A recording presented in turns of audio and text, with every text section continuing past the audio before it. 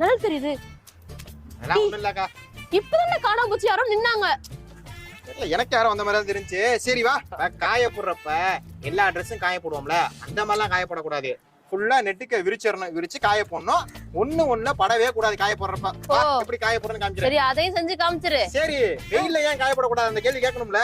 அதான் கேட்டேன் முன்னாடி. நிழல்ல ஏன் காய போடுறோம் தான் கேட்டே தவிர வெயில்ல ஏன் காய போடக்கூடாதுன்னு கேட்கல. சரி சொல்லு. அது எதுக்கு காய போடக்கூடாதுன்னா, இப்ப வெயில்ல நம்ம காய போட்டோம்னா இந்த பட்டு சேலையில உள்ள நூல் வந்து திரிஞ்சு போறதுக்கு வாய்ப்பு இருக்கு.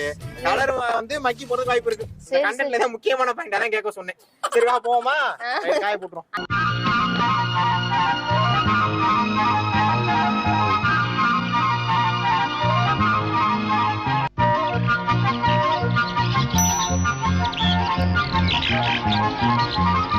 எப்படி பட்டு சிலைய சிம்பிளா 1 ரூபால துவைச்சு முடிச்சு காய போட்டாச்சா?